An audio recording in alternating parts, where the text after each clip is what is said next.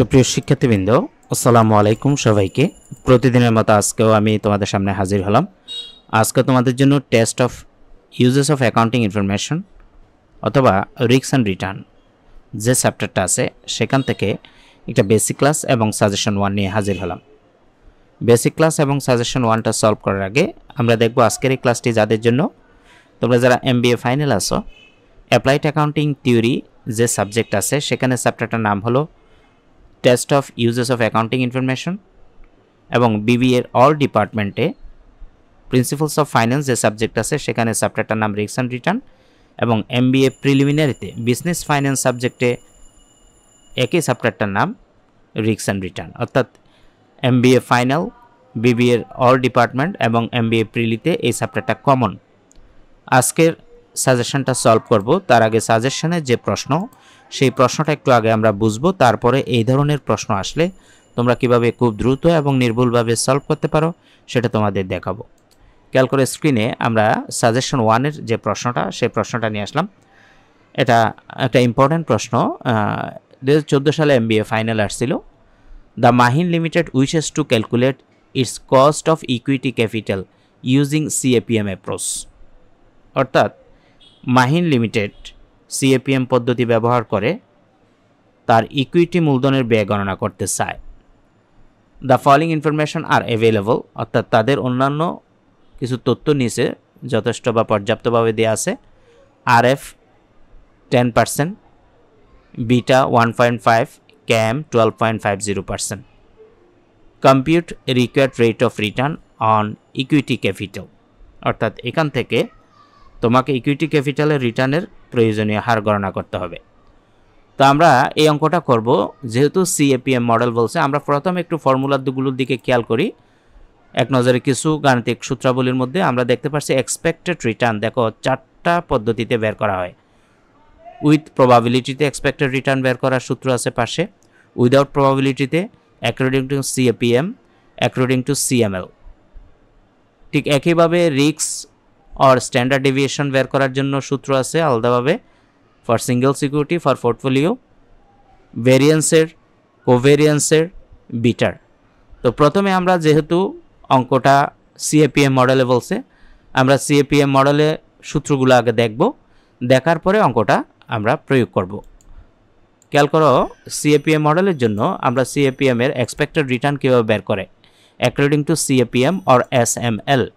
সূত্রটা হলো expected R বা ER equal RF plus first bracket RM minus RF first bracket শেষ করে বিটা দিব।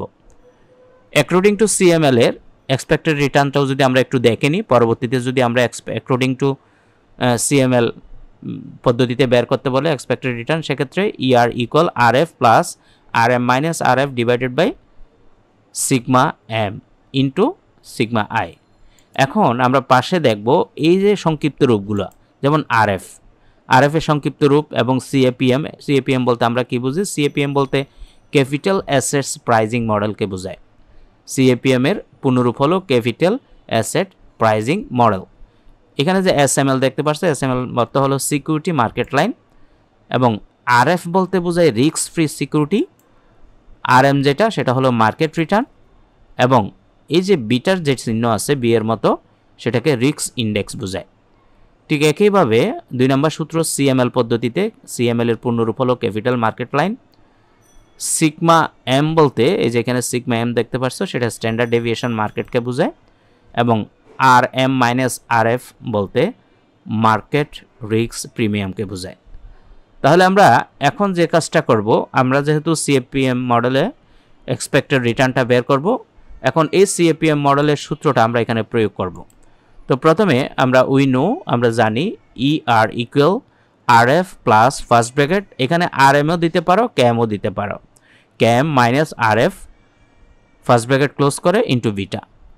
পাশে হেয়ার বিটা কোফিসিয়েন্ট, সেটার মান প্রশ্নে দেওয়া আছে 1.5, RF যেটার মান দেওয়া আছে 10%, 10%-এর যদি পার্সেন্ট উঠাই দাও তাহলে 100 দিয়ে 10কে ভাগ করলে 0.10 হবে। KM অর্থাৎ যেটা মার্কেট রিটার্ন, এই KM কে তুমি RMও দিতে পারো, সেটার মান দেওয়া আছে 12.50। তো 12.50 পার্সেন্ট যদি উঠাইতে চাও 12.5কে 100 দ্বারা যদি আমরা ভাগ করি 0.125 হবে। এই মানগুলো বসাইলে আমরা ইআর প্রশ্নবোধক চিহ্ন অর্থাৎ ইআর এর মান পেয়ে যাব, মানে এক্সপেক্টেড রিটার্ন পেয়ে যাব।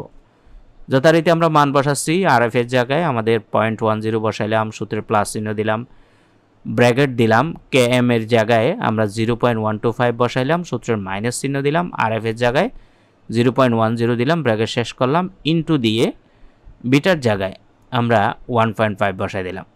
এখন আমরা ব্র্যাকেটের কাজটা একটু করে নিব। ব্র্যাকেটের যে কাজ সেটা হলো এই যে 0.10 প্লাস চিহ্ন দিলাম, ওকে। 0.125 থেকে আমরা যদি 0.10 মাইনাস করে দিই তাহলে তাকে 0.025 ব্র্যাকেট উঠে গেলে ইনটু 1.5টা ব্র্যাকেটের ভিতর চলে আসবে, অথবা তুমি ইনটু দিয়ে লিখতে পারো।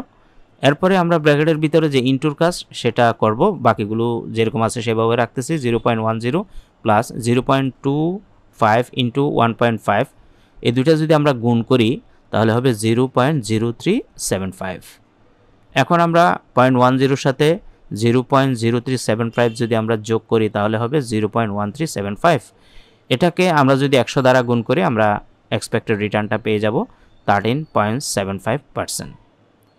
এই ছিল আমাদের আজকের ক্লাস। পরবর্তীতে আমরা এই ধরনের অঙ্কগুলোকে একটা জায়গায়, অর্থাৎ আমরা যদি একটু ফর্মুলার দিকে খেয়াল করি, আমরা কয়েকটা অঙ্ক এভাবে করার পরে তোমাদেরকে উইথ প্রবাবিলিটির 5-6টা অঙ্ক এক জায়গায় করে দিব, উইদাউট প্রবাবিলিটির 5 হইতে 10টা অঙ্ক এক জায়গায় দিব, অ্যাকর্ডিং টু সিএপিএম এর এবং অ্যাকর্ডিং টু সিএমএল এর আলাদা আলাদাভাবে একটা গ্রুপ করে তোমাদেরকে আমরা একসাথে ক্লাসগুলো দিব।